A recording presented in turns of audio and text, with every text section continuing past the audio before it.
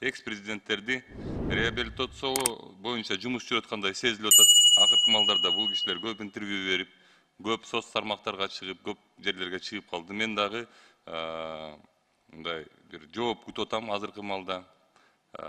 Чындап эле ошондой болуп атабы? Силердин оюңар кандай? Эгер эл унутуп калды, же болбосо эл менен унутулуп калды деп аткан бирөөлөр ойлонуп аткан болсо андай эмес. Конкретно менин эсимде баары бар. Рахмат, ошол эле суроону берип коеюн дегем, жана коллеганын сөздөрүнө ар бир айткан сөзүнө мен кошулам. Рахмат. Ушул качып кеткен президент Бакиевдин интервьюсу боюнча Кадыр Кошалиев деген КТРКнын алып баруучусу экен, интервью алыптыр да.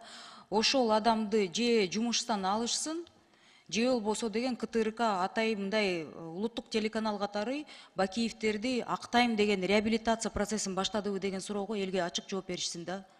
Бул биринчиси, экинчи, мындай адамдар курултайдын аксакалдардын төрагасы боло албайт. Элди бөлбөгүлө. Ыдыратып, ансы эле эптеп мындай биримдик акырындык менен алып баратканда ыдыратпагыла да. Аркасында ызы чууну ойлонуңуздар.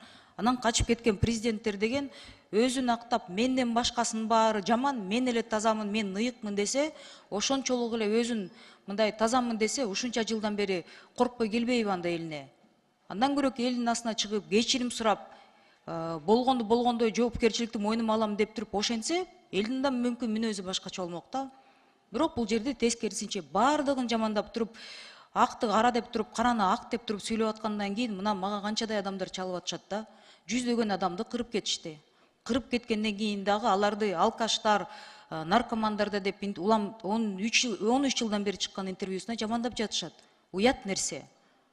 Анан бул мен ойлойм, бул мисал деген мамлекетти тоноп, качып кеткен президенттердин абдан жаман мисалы да. Эртеси күнү элде деле чоң суроолор бар. Бул кайсы акчасына 13 жылдан бери жашап жүрүшөт сыртта. Үй бүлөсү, бир туугандары, балдары, аны ким иликтейт? Анан расмий түрдө 30 жылга камалды, соттолмок деген үмүт менен эл 13 жылдан бери азыр жүрөгү жарадар болгон канча биздин азаматтарыбыздын ошол убакта каза болгондордун балдары да чоңоюп калышты. Алардын баары карап турушат. Бийлик эмне дээр экен деп. Элде туура эмес пикир болуп атат. Элде азыр деген мындай башкача маанайлар болуп атат да. Мага чалгандардын арасында дагы бул эмне бийлик силер реабилитация кылып атасыңар? Мен да бийликтин бир бутагынын өкүлүмүн. Ошондуктан расмий түрдө парламенттен жооп бериш керек деп мен буну туура көрдүм.